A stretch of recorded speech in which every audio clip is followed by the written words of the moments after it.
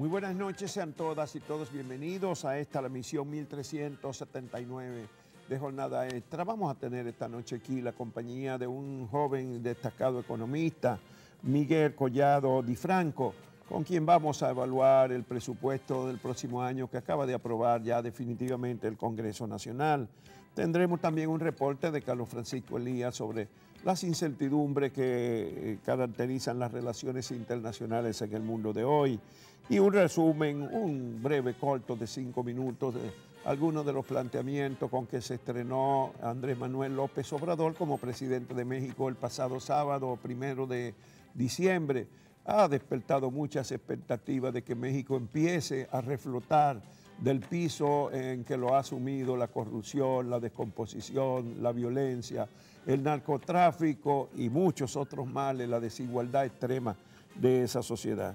También vamos a tener al final la proyección de un corto ganador de un concurso sobre violencia machista, auspiciado por el Ministerio de la Mujer. Muchísimas gracias por la compañía de esta noche.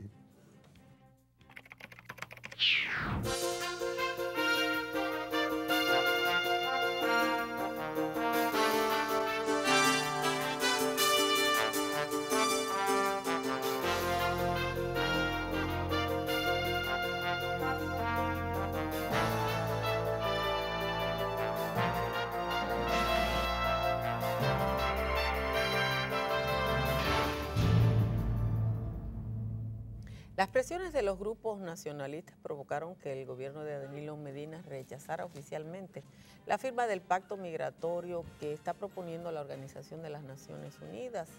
Una campaña a través de las redes sociales y los periódicos muy vinculados al gobierno del Partido de la Liberación Dominicana hizo que el tema se convirtiera no solo en la tendencia dominante en las redes, sino en las primeras planas de los periódicos, hasta que el gobierno anunció el martes que no firmaría el pacto. Bueno, el gobierno no solamente fue presionado por los grupos ultranacionalistas, también la generalidad de los dirigentes de la oposición, de todos los partidos, casi todos los partidos de oposición, se salvó apenas el Partido Acción Democrática que preside Minuta Bárez Mirabal, que fue la única voz política que salió para defender el valor de un pacto que busca ordenar y dar seguridad a las migraciones en el mundo, que fue discutido en las Naciones Unidas después que en el 2016 en la Asamblea General se planteó la Declaración de Nueva York para expresar preocupación por los grandes problemas de la migración internacional. No es un pacto vinculante, no obliga a los estados a nada, es un propósito, una serie de principios que se enuncian. Hay muchos otros acuerdos que ya están firmados y que sí son acuerdos que obligan en el ámbito de derechos humanos, pero este no lo es, porque muchísimos de los planteamientos que están ahí ya están contemplados en esos acuerdos.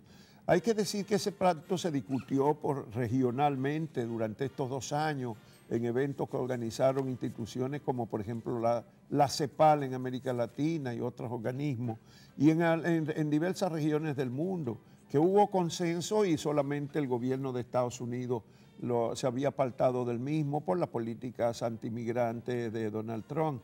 Después se han sumado ahora con la República Dominicana otros 12 países, son 13 de 194 países, quiere decir que el 7% solamente que rechaza de las naciones del mundo el pacto por las migraciones ordenadas.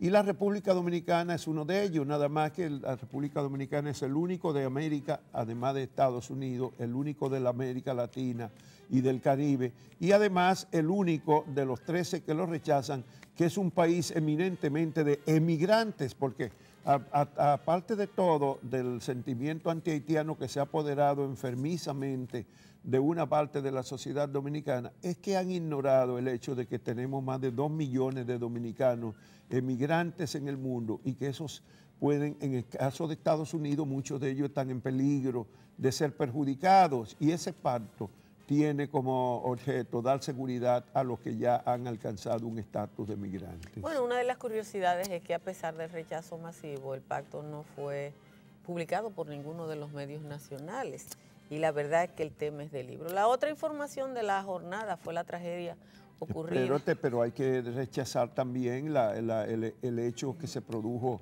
en plena Biblioteca Nacional, donde un grupo de personas irrumpió en un panel, en una conferencia panel que se había organizado desde hace más de un mes, con diversos expositores, muy variados expositores, incluía a uno de los nacionalistas de la Fuerza Nacional Progresista entre los exponentes, pero el grupo no estaba conforme y irrumpió con insultos a tal grado que representantes de la Organización Internacional de las Migraciones, de la directora del Instituto Nacional de Migración y el señor Edwin Paraison, que es haitiano, ex cónsul en la República Dominicana, tuvieron que salir apresuradamente del salón en plena Biblioteca Nacional. Es decir, estamos llegando a grado ya en que se pasa de lo puro, la pura retórica ultranacionalista a las actitudes agresivas. Bueno, la tragedia de la empresa Poliplas, una explosión del depósito de gas propano de la empresa que se produjo pasado el mediodía del pasado miércoles.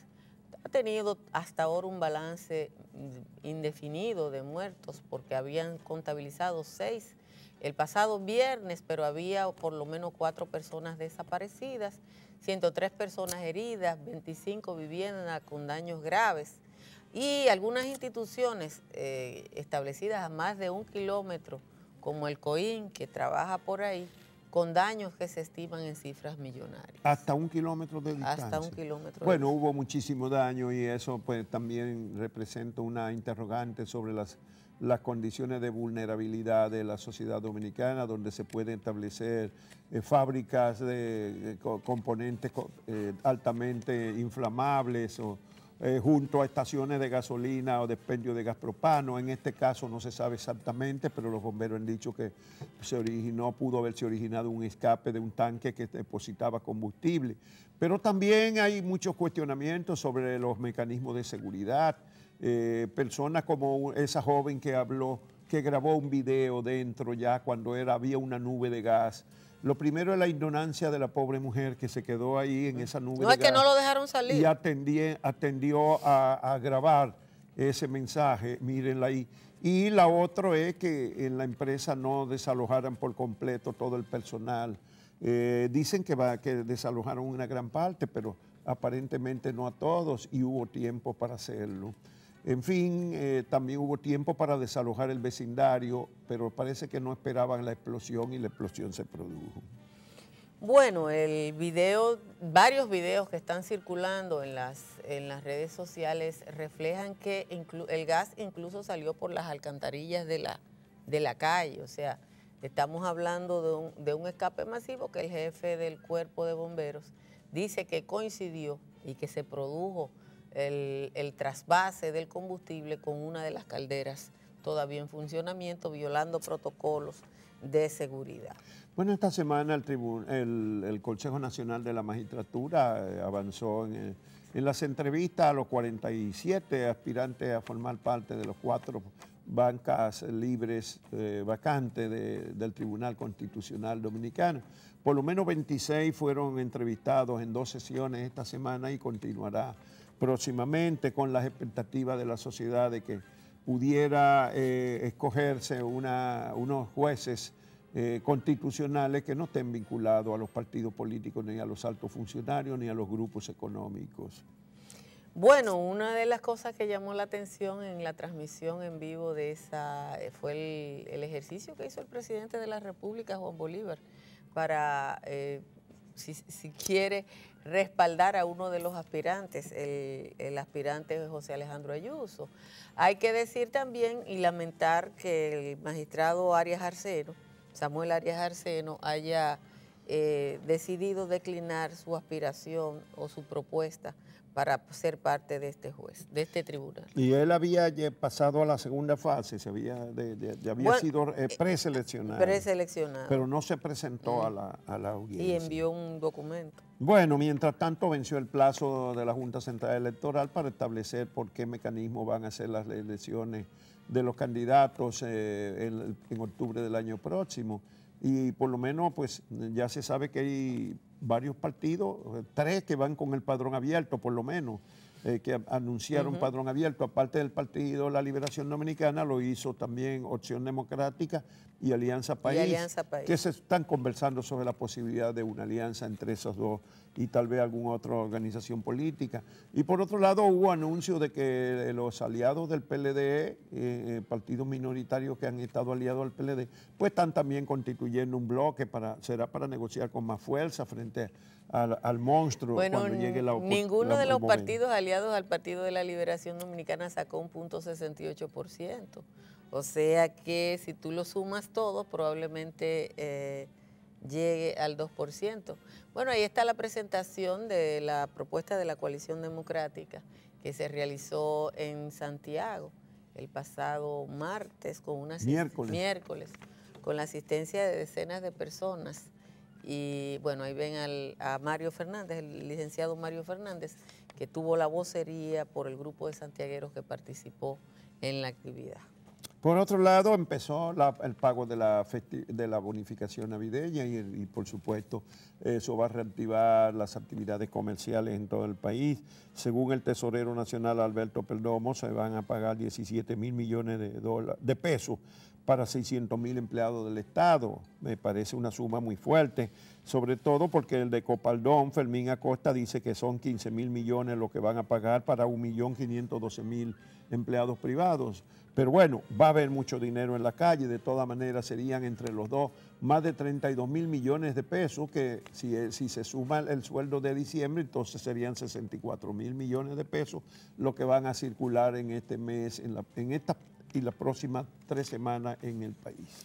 Bueno, Juan Bolívar, y estuviste en México en la toma de posesión de Andrés Manuel López Obrador, que por lo menos desde la toma de posesión se ha significado un cambio en el ejercicio político de México, un discurso contra la corrupción, la inseguridad, la pobreza, la exclusión, y con un discurso incluso crítico hacia el propio ejercicio político por su decisión de someterse a la evaluación de los ciudadanos antes de la mitad del periodo. Bueno, el presidente López Obrador empieza dando ejemplos desde arriba en el combate a la malversación y el lujo y se reduce su propio salario en un 40%, vende el avión de lujo del presidente, cierra la casa presidencial, los 8.000 soldados que tenía la Guardia Presidencial lo pasa a la seguridad, a una Guardia Civil para la seguridad, y ordena vender todos los helicópteros y los aviones de todos los organismos del Estado y que todos los funcionarios como los ciudadanos muevan en los aviones comerciales cuando tengan que viajar fuera de la ciudad capital. Reduce el gasto, tiene un programa de reducción de 26 mil millones de dólares al año en el presupuesto de un año de México, lo que equivale casi a 1,5 veces el presupuesto de la República Dominicana para el próximo 2019. Por supuesto que México tiene 120 millones de personas, pero son 26 mil millones de dólares que permitirían cubrir programas sociales para mitigar la pobreza de un país enorme y rico como México, pero que tiene el 43% de la población en niveles de pobreza. Bueno, y las masivas manifestaciones que se realizaron en París en las últimas semanas provocaron que el gobierno de Macron tuviera que desistir de aumentar los impuestos a los combustibles. Las imágenes de París, virtualmente en un estado de excepción, dominaron la gran prensa internacional en las últimas semanas y esa protesta le doblaron el brazo a Macron. Mucha gente que aquí en República Dominicana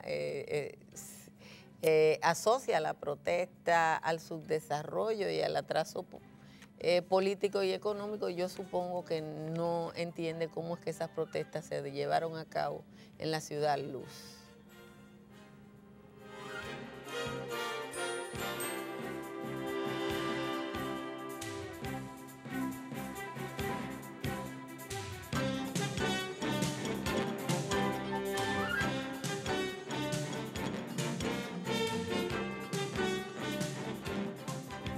Hay un cambio profundo en las relaciones internacionales.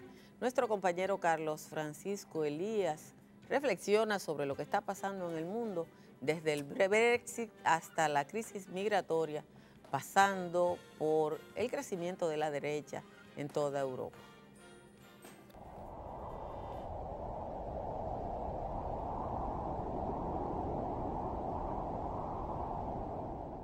La clave de estos días sería entender que asistimos a un cambio de modelo internacional. En esa perspectiva se va a celebrar la cumbre del G20 en la ciudad de Buenos Aires, Argentina. Pero ella llega justo bajo el siguiente panorama. El modelo de 1945 se ha agotado. El American Dream, reivindicado por una caravana desesperada y combativa en la frontera sur de los Estados Unidos, venida de Centroamérica, también está en crisis. Lo que queda, como esos antiguos barcos viejos, es el herrumbre, el óxido y el uso de sociedades descreídas cuyos límites de vida, donde son educados y saben del poder de compra del dinero, entienden que el sistema no va bien. Europa es el objetivo de la desintegración del viejo modelo y el Brexit inglés, acordado en estos días de modo definitivo,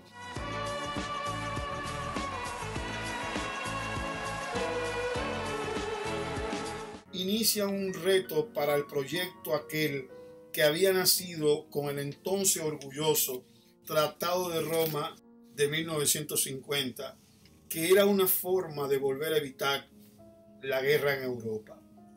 Nostalgia de los años 50, cuando todo parecía prometedor y pacífico, imperdurable y definitivo.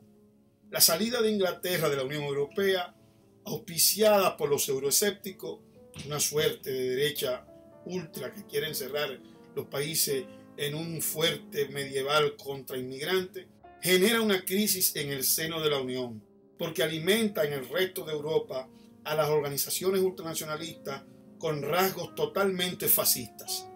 En las calles de Roma, antes liberada como Roma città aperta, Roma ciudad abierta, la famosa película de Roberto Rossellini, en las calles de Madrid, por igual, los viejos símbolos vuelven a crear el pánico del fascismo ordinario y retoñado, de sociedades que parecen haber olvidado su sangriento y triste pasado tan rápido, porque para la historia 50 años nada son en comparación con los vivos recuerdos de las grandes batallas de la lucha contra el nazismo. En Francia, Emmanuel Macron, con errores de cálculo, no entiende que la visión europeísta que sustenta junto a Angela Merkel, hoy debilitada en Alemania, no se sostendrá si no es capaz de tomar la ofensiva y negociar a lo interno en su país con fuerzas sociales que piden reformas moderadas. Si no lo hace y opta por medidas neoliberales cerradas, por discursos elitistas, la derecha le tomará la calle como lo ha hecho y capitalizará el descontento que irá en su contra y también contra el proyecto europeo que él sostiene. Francia es el eje de ese proyecto, es un elemento fundamental. Las recientes protestas en plenos campos elíseos, con fuego y vandalismo cerca del Arco del Triunfo, así lo demuestran. Mientras tanto, de este lado del mundo, de este lado del Atlántico, Donald Trump, emulando al presidente Hoover, el mismo que permitió con su aislacionismo el auge de Hitler en 1930, saluda a las nuevas formaciones de ultraderechas italianas por su triunfo. Por ejemplo, alaba los métodos de Duterte, el dictador de Filipinas, y se hace sordo ante el crimen de un periodista de Arabia Saudita, Jamal Khashoggi, casi justificando el régimen autoritario del príncipe de la corona de aquel país, conocido como MBS, Mohammed Ben Salman, íntimo amigo de su yerno, Jared Kushner, asesor de imagen del monarca. Vientos autoritarios se mueven por el mundo y la vieja política de los derechos humanos, iniciada alguna vez por el presidente norteamericano Jimmy Carter y seguida como doctrina por otros presidentes, ya no será más. El mundo internacional de este 2018 que se va nos deja de signos de fuerzas indescifrables.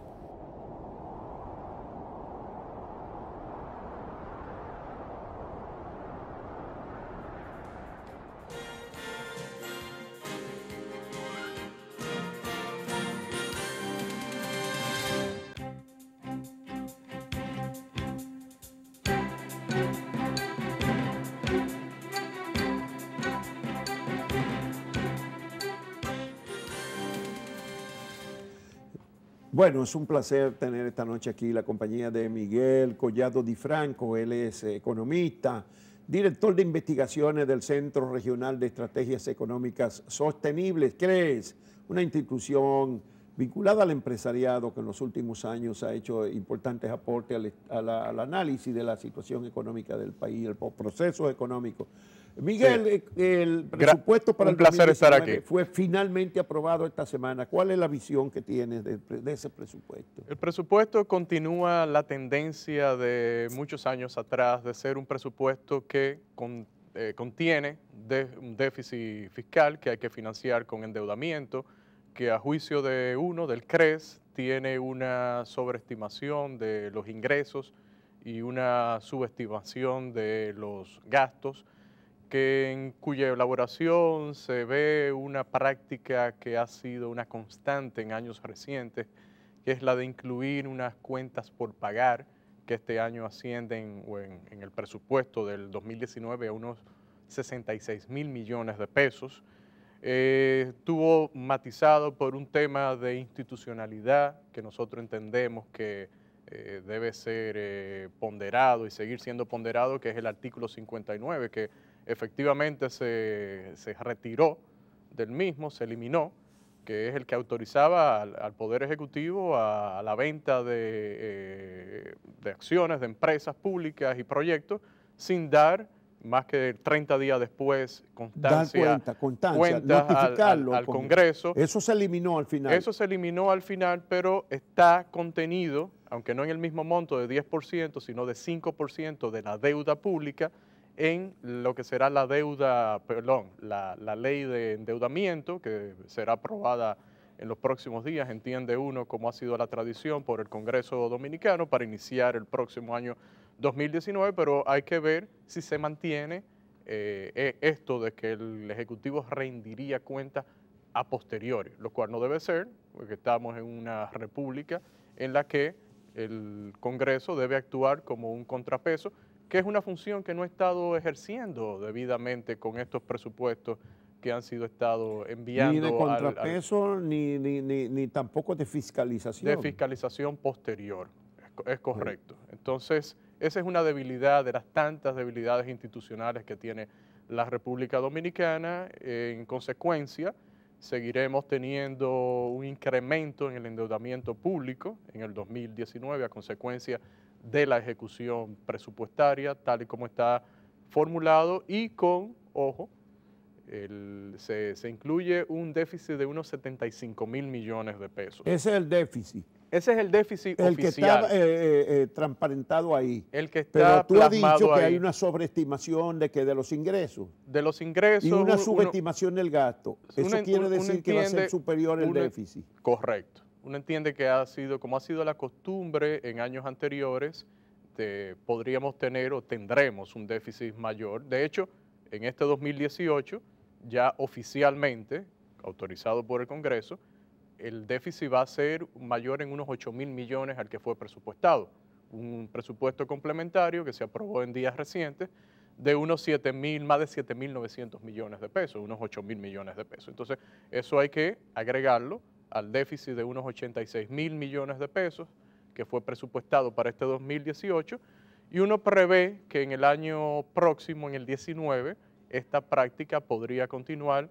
La esperanza que uno tiene, y esto es algo bueno, y es que el Ministerio de Hacienda ha anunciado un cambio de metodología de las cuentas fiscales, con una colaboración con el Fondo Monetario Internacional, y ya transparentaron el déficit del año 2017, que era inferior a los 90.000 millones, ahora son 125.000 millones. Es positivo. Se había contado 90.000 y resulta que fue 125.000. O sea que había como un 40% de subestimación de ese déficit. Entonces, es positivo en el sentido de que se hace más transparente, pero no lo es en la práctica, si seguimos con la práctica de hacer unos presupuestos que no son realizables. Y ese es un problema que tenemos, y ahí viene Entonces lo que hablamos hace un momento de cuál es el contrapeso, cuál es la fiscalización Sí. del otro poder del Estado que se Bueno, encarga pero de esos 66.000 de elaborar. millones por cuenta por pagar, ¿eso qué quiere decir? Que eso es deuda pública que no se ha registrado como deuda, ¿verdad? Esos son- Y entonces la vamos pasando de un presupuesto a otro, así es. Vamos a hacer la historia, es que si uno mira desde el 2012 hasta la fecha, hasta la elaboración de este nuevo presupuesto 2019, ve que empezamos en unos 9.000 millones de pesos en el 2012. Ya vamos por 66.000 millones. Y eso es gasto, que no se registró como gasto. Eso es dinero que se gastó, pero Se que no está compromet- registrado y se debe. Se comprometió y no Se debe. y no se registró en el gasto del año. Entonces esperamos que las nuevas cuentas que presentó recientemente Hacienda solucionen este problema, porque ha sido una mala práctica que se presentan entonces unos déficits fiscales menores, pero tú tienes estas cuentas por pagar que pasan al otro año, que en realidad fue de gasto generado en el periodo fiscal anterior. Es decir, ¿No esos será esa la 66.000 explicación de que lo que tú decías ahorita, de que yo te dije que un 40% había de subestimación del déficit? parte de eso, correcto, Que se pasa de un año para otro unas cuentas que no se han pagado, pero que se gastó. para que se comprometió Se ese comprometió gasto el que debía dinero. haberse registrado porque es por lo devengado. Usted dice, yo voy a gastar esto, bueno, pues debe de registrarlo. Entonces ya... No lo registra y No, lo deja entonces, pendiente de pago. Eso que usted dice es así, es correcto. En ese, vamos a decir, esa nueva metodología se subsana en parte ese problema. Y esperamos que eso sea lo que impere a partir de ahora. Y Porque hemos tenido en el ¿cuánto país... tendremos que buscar de préstamo este año para financiar? Mire, las necesidades brutas de financiamiento contenidas en el presupuesto son más de 4.400 millones de dólares. ¿Esos son entonces cuánto? Es más de 200.000 millones 200.000 millones de pesos. Estamos 4.400 millones. Ahora, ¿de eso se van a pagar cuánto? Bueno, se Para establecer cuánto es el crecimiento neto de la deuda. Se necesitan mínimos los 75.000, 76.000 del déficit incluido y los 66.000 millones de las cuentas por pagar.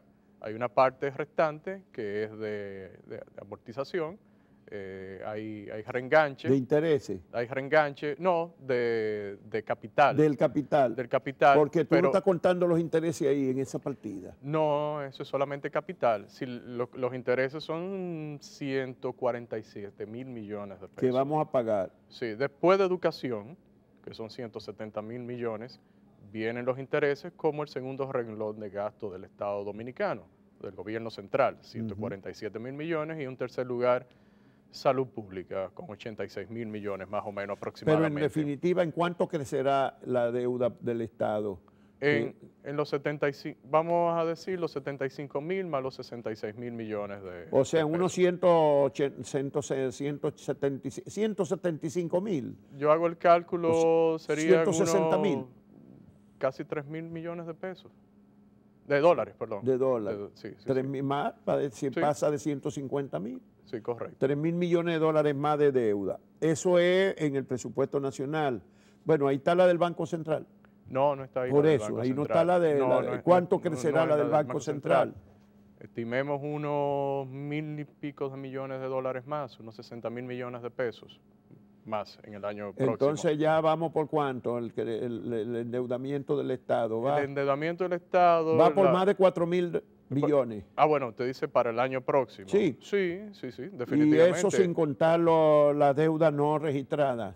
La que se puedan sumar. La que puedan quedar como mismas cuentas por pagar, de alguna forma. Alguna Correcto. gente, Apolinar Veló, dice cuenta deudas muy importantes, por ejemplo, del sector eléctrico. Y está la deuda con los generadores. Hay una deuda con los generadores. Pero una deuda internacional también. Y bueno, una contingencia de unos 708 millones de dólares con relación al caso de Odebrecht. Es una contingencia también que está ahí. Esa. Que en este año, en este presupuesto ahora complementario, se incluyó el fondo de los 336 millones, que también eso no estaba contemplado para la continuación del proyecto. Entonces, bueno, hay unos 100 millones de dólares que se incluyeron ahora en el complementario también para el metro de Santo Domingo, que no estaban no se habían contemplado. Entonces, pueden haber contingencias que surjan también y eso incremente aún más el endeudamiento público durante el año, que ya se aproxima a los 43.000 millones de dólares consolidados. El Estado, sí, el gobierno, el y sector eso público pasó hace no rato del financiero. 50% del PIB. Eso llega aproximadamente al 54% del Producto Interno Bruto. Y lo que nosotros, eso es sin contar toda esa cuenta flotante. Eso es sin contar. Eso es nada más lo que está registrado. Es lo que está registrado, sí que pasa como deuda, porque por ejemplo los 66.000 millones de pesos que estamos hablando, eso es algo corriente, vamos a decir, en este periodo, todavía no está contabilizado, no está contabilizado. No está como deuda, pero es deuda. Se va a tener que financiar de alguna forma. Va a tener Entonces, que financiar. Eventualmente pasaría como. Bueno, ¿cómo como está la como relación endeudamiento. capital y gasto corriente en el presupuesto para el próximo año? La relación sigue manteniendo la tendencia de años anteriores, 85% gasto corriente, para que la gente entienda, eso es lo que se consume en un año. Eso usted lo consume, compra de bienes y servicios, gasto personal y un 15% en infraestructura pública. En inversión. En inversión pública. Eso es algo preocupante. ¿Cuánto se va a dar el monto de inversión el año próximo? Ese 15%, ¿a cuánto equivale? Equivale a unos 121.000 millones, en números redondos, unos 121.000 millones de pesos y el gasto corriente unos 643.000 millones de pesos dominicanos. Eso Entonces, ¿sí? En la práctica eso quiere decir que todo lo que estamos invirtiendo es menor que lo que estamos cogiendo de deuda.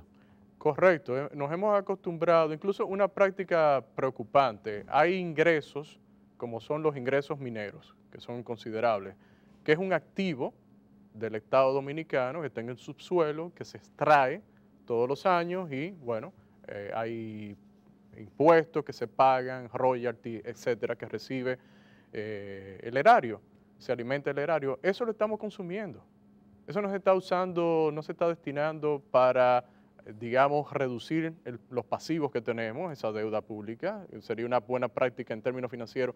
Si usted saca un activo, bueno, vamos a reducir los pasivos que tenemos o emplearlo en nuevos activos productivos, vamos a decir.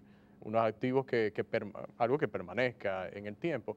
Y en ese sentido sería bueno mencionar qué se haría con la venta de empresas públicas, llegarse a materializar, la que hablamos hace un momento, que se trató de introducir a través del artículo 59, ¿qué se va a hacer con ese dinero?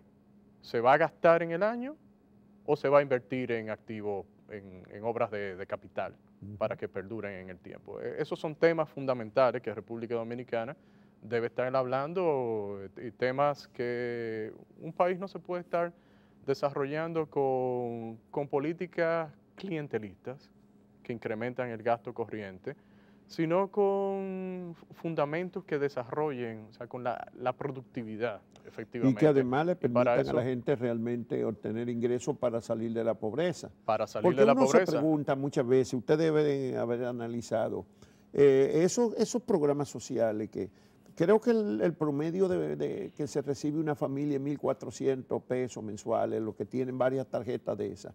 El promedio si tienen anda varias, en algunos casos puede ser menor. 1.400 pesos le permite a una familia salir de la pobreza, realmente. Mire, el tema es que para salir de la pobreza usted necesita lo que ha demostrado históricamente que ha ayudado a la humanidad, y es lo que usted decía, ingresos verdaderos, pero con trabajos productivos formales. La informalidad sigue en el 58% en República Dominicana. Entonces, con una informalidad de 58% es difícil verdaderamente tener y una subutilización de la fuerza laboral, un número importante de desalentados que ya no están buscando trabajo. Cuando usted suba los desempleados, los desalentados, los que están subutilizados, que estarían dispuestos a trabajar más, ronda el 16% de la fuerza laboral. En República Dominicana tiene un tema de ingresos bajos.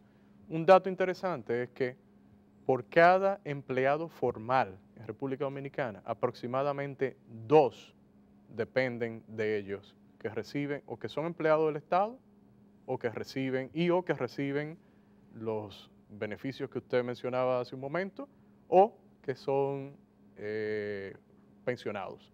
O sea, cada empleado formal está manteniendo a 2 dominicanos. Pero dicen que ustedes tienen datos de eso, que es menor el promedio de lo que reciben los informales que de los que empleados formales.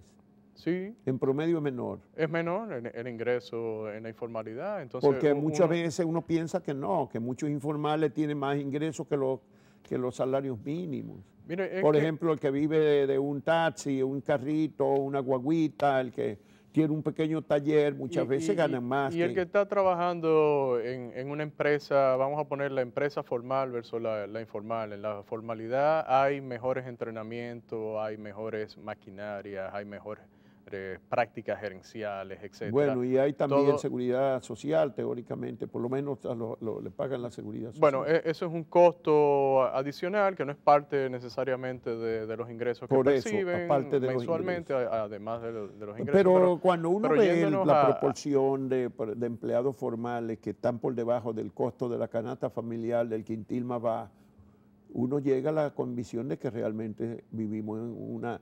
Bueno, es que yo no comparto los criterios de pobreza. Según los organismos internacionales, el que recibe más de $3 por día no es pobre, ¿verdad? Es así, 3. Hay un criterio de, sí, hay $1.70, bueno, hay... 1.60 o 2. 70, o sea, $2. Hay diferentes criterios. Vamos a redondearlo en $2. Esos son 100 pesos diarios. 100 pesos diarios son 3.000 al mes. O sea que el que tiene un ingreso de 3.000 pesos no es pobre. Bueno, bajo esos criterios. Bueno, es que si esos son los parámetros, yo me río de eso. Sí, pero... porque el costo de la canasta familiar del quintil más pobre anda por 14.000 pesos ahora mismo ya. Sí, es así. Entonces, es 14.000 y pico que tiene. El tema en República Dominicana... Entonces, el que recibe 3.000 no es pobre. El tema en República Dominicana es, en conclusión, de cómo creamos las condiciones para que esas personas puedan tener mayores ingresos y sea menor la dependencia del Estado. Y tengamos un presupuesto más ajustado a nuestra realidad y mayor productividad, incluso que haya mayores salarios y si pensamos en términos de recaudación, que hasta las bases tributarias sean mayores definitivamente. Pero eso no lo vamos a lograr de la nada. Y eso no lo vamos a lograr repartiendo lo poco que tenemos tampoco, bueno, ni endeudándonos menos. Y en cuanto a la malversación y la corrupción, el último análisis que conocíamos fue el del banco, un estudio del Banco Interamericano de Desarrollo que establecía en un 3.8% del PIB lo que se perdía en malversación, corrupción, ineficiencia. ¿Ustedes están de acuerdo en ese estimado? ¿Ustedes en el CRES han hecho alguna evaluación de eso?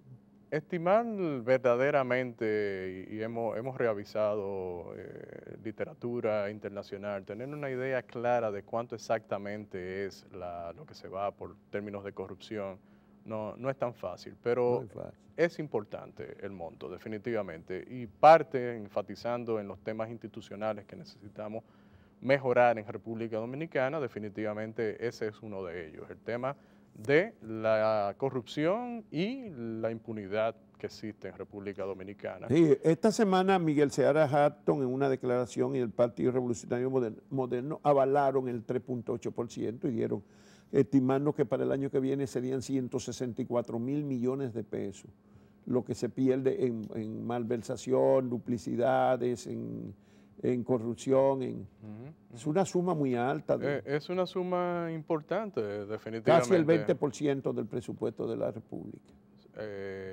Sí, pudiera Casi ser. El 20, como el 18, 19. Es una cifra importante. Sobre 900 y pico mil, ¿no? Es un estimado internacional, pudiera ser en República Dominicana inferior, pudiera ser mayor, pero es un estimado de partida. Y bueno, parte reitero, del tema de República Dominicana, de la institucionalidad y reformas estructurales que incluyan reformas institucionales, es una agenda pendiente para que no nos preocupemos tanto de cuánto es el financiamiento necesario para el presupuesto, sino efectivamente podamos ver cómo estamos creciendo los dominicanos en términos, como pasó en la década de los 90. Yo siempre pongo el ejemplo de la década de los 90, que hubo una serie de reformas estructurales en República Dominicana que incluyeron la parte institucional, política y jurídica, que marcó un hito en ese momento. Pero esa plataforma, o vamos a decir, esa agenda, se ha perdido. Y lo que ha primado es el clientelismo, ver cómo repartimos, cómo nos endeudamos más y cómo dependemos más del gasto público. Pero esa agenda reformadora que bajó el desempleo de más de 20%, 23%, a un 13% en aquel momento, en 2 o 3 años apenas, cómo más que se duplicaron los ingresos de los trabajadores dominicanos, producto de eso mismo, pero también de todos los incrementos en productividad. Éramos un ejemplo, definitivamente, en América Latina y en parte del mundo, en términos de reformas estructurales, pero eso lo abandonamos. Y hemos pensado que la salvación viene a través del gasto público y, consecuentemente, del endeudamiento público. Nos ha beneficiado que en el mundo estamos teniendo tasas de interés deliberadamente bajas a partir de la crisis del 2008, pero esa situación puede cambiar en cualquier momento y de hecho está cambiando. En Estados Unidos las tasas de interés están subiendo. Y es una realidad con la que tenemos que pensar que vamos a vivir. El que hacía Miguel Seara daba 11 millones de dólares de endeudamiento por día este año que termina. Bueno, y eso da, ¿cuántos son? Preocupante. 550 millones de pesos diarios que hay que buscar de endeudamiento. Ese dato, millones sería. Ese dato, bueno, está bueno, ahí, pero no eso hecho, pero habíamos ahorita que eran 4.000 millones para el año que viene, ¿no? Más de 4.000 millones. Eso da más de 11 millones por día el año que viene. Sí, definitivamente, con los 365 días. O sea que vamos a tener que seguir buscando cada día como 600 millones de pesos prestados para mantener la estabilidad. Debiera ser superior entonces. Y esa estabilidad tiene un límite, buscando todos los años esas sumas prestadas. Tiene que tener un límite en el sentido de que las condiciones son cambiantes, las condiciones, como me refería anteriormente, en el mundo están y la cambiando. Acumulación de deuda va a demandar cada año más dinero para pagar intereses y pero capital. Algo importante que hay que resaltar, estas condiciones cambiantes en el mundo están haciendo que los inversionistas miren con más detenimiento a los países emergentes, a las economías emergentes. Cuando usted tiene crisis en Argentina, en Turquía, pero tan cercano como Costa Rica, que ya le fue bajada en una crisis de deuda. Le fue bajada su calificación de riesgo en esta misma semana. Entonces, los inversionistas ponen un mayor ojo en los países emergentes y República Dominicana es uno de ellos con un historial de estar emitiendo deuda. Entonces, no estamos ajenos a lo que está sucediendo y debemos de tener cuidado con las condiciones que están sucediendo. Muchas gracias, Miguel Collado Di Franco, gracias, que es el investigador del Centro Regional de Estrategia Económica Sostenible, CREES. Muchas gracias por haber aceptado nuestra invitación de conversar aquí en Jornada Extra. Gracias por la invitación. Placer.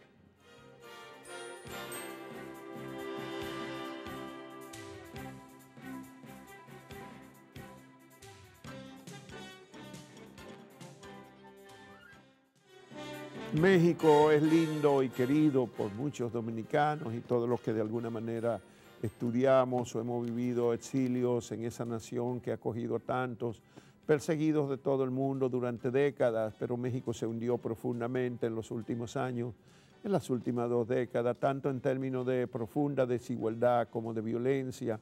En el último periodo de gobierno se estima que 150.000 personas murieron violentamente, las tumbas clandestinas, en fin, la inseguridad del país, el narcotráfico, las bandas de narcotráfico que han roto la gobernabilidad de esa inmensa nación de 120 millones de personas, la segunda economía de América Latina y una de las 12 o 14 más grandes del mundo.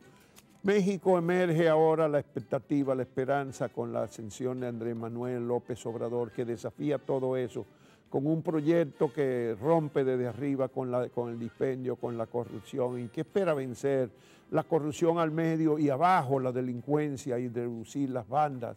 En fin, las expectativas. Vamos a ver unos pasajes de su discurso inaugural. Yo estuve presente en el Zócalo con cerca de 1 millón de personas y allí pues la ceremonia de purificación de los indígenas al presidente, eso fue un acto sumamente emocionante, relevante, visto y seguido por esa multitud en silencio, con una reverencia del presidente que se arrodilló ante los indígenas para decir que iba a trabajar para romper las exclusiones en la sociedad mexicana. Por mandato del pueblo, iniciamos hoy la cuarta transformación política de México. Pero hoy no solo inicia un nuevo gobierno, hoy comienza un cambio de régimen político. Licenciado Enrique Peña Nieto, le agradezco sus atenciones, pero sobre todo le reconozco el hecho de no haber intervenido como lo hicieron otros presidentes en las pasadas elecciones presidenciales. Esta nueva etapa la vamos a iniciar sin perseguir a nadie, porque no apostamos al circo y a la simulación. Si me piden que exprese en una frase el plan del nuevo gobierno, respondo: acabar con la corrupción y con la impunidad. La ciudadanía tendrá la última palabra porque todos estos asuntos se van a consultar a los ciudadanos. Hoy se constituye una comisión de la verdad para castigar los abusos de autoridad, para atender el caso de los jóvenes desaparecidos de Ayotzinapa.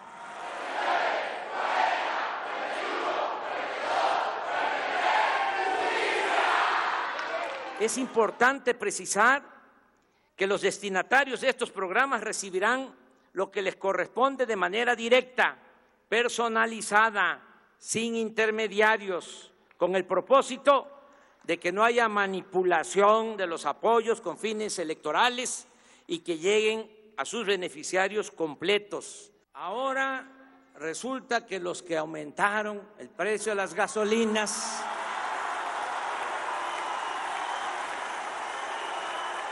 están pidiendo que baje.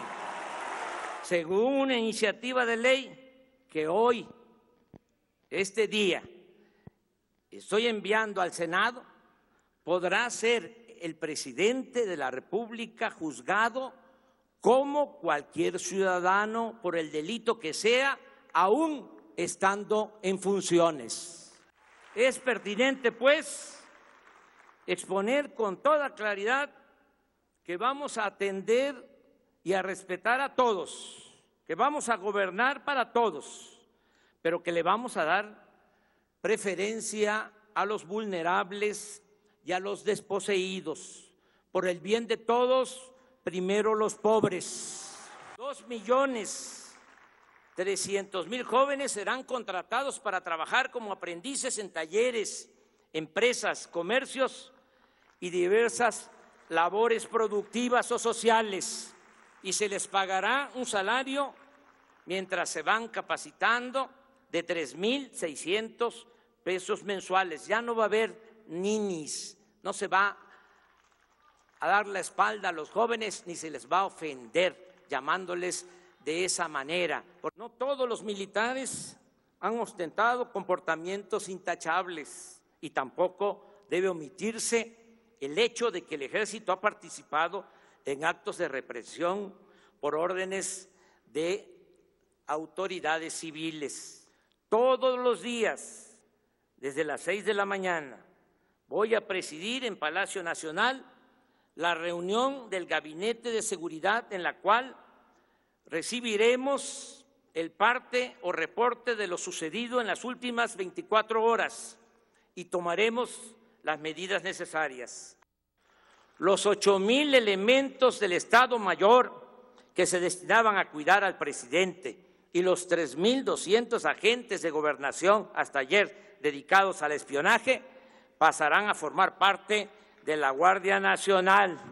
Desde el lunes próximo se pondrá en venta el avión presidencial y toda la flotilla de aviones y helicópteros para uso de altos funcionarios. Con el presidente de Estados Unidos y con el primer ministro de Canadá estoy hablando para ir más allá del Tratado de Libre Comercio de América del Norte y lograr un acuerdo de inversión entre empresas y gobiernos de las 3 naciones para impulsar el desarrollo de los países centroamericanos y también del nuestro, y enfrentar de esta forma y no con medidas coercitivas el fenómeno migratorio. He recibido un trato respetuoso del presidente Donald Trump, a quien agradezco que en plan de amistad haya enviado a esta ceremonia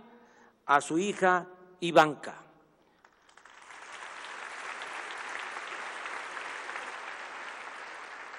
Nicolás Maduro Moros, presidente de la República Bolivariana de Venezuela.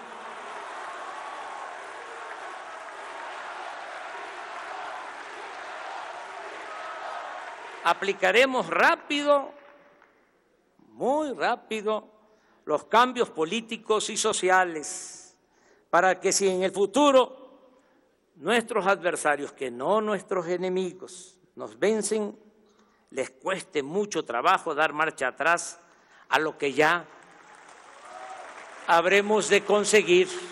Son 3 cosas las que necesitamos para enfrentar la crisis de México y 2 de ellas están aseguradas de antemano.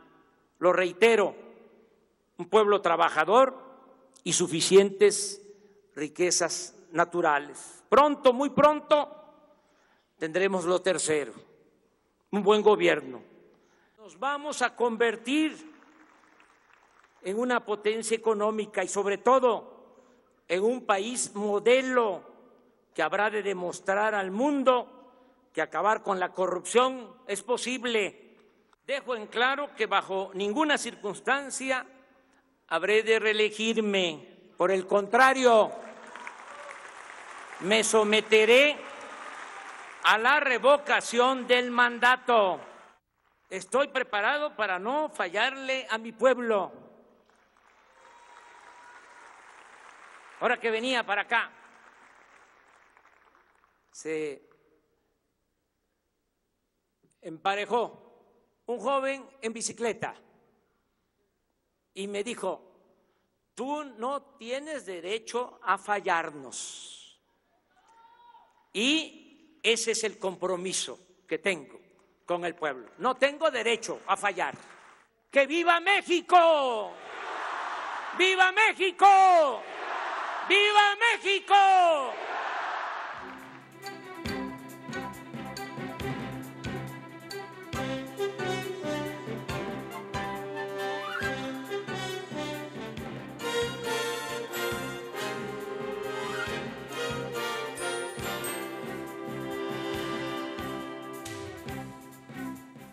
Bueno, vamos a despedir esta emisión de Jornada Extra agradeciéndole la compañía a todas y todos ustedes y lo dejamos con este corto, ganador del Festival de Cortometraje para denunciar la violencia machista, auspiciado por el Ministerio de la Mujer. Nos vemos el próximo domingo aquí, otra Jornada Extra.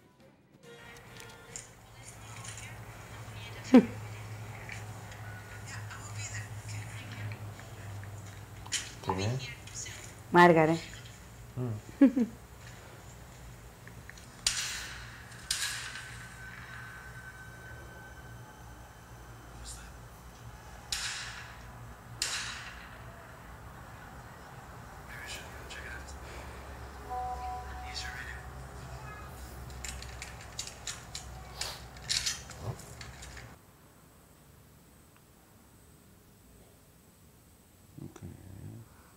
Hoy no.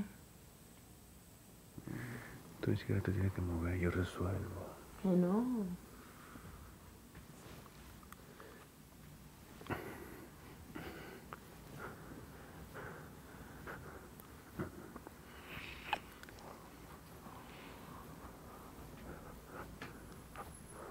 ¿Para dónde tú vas? Me voy. ¿Y qué coño tú vas a hacer sin mí?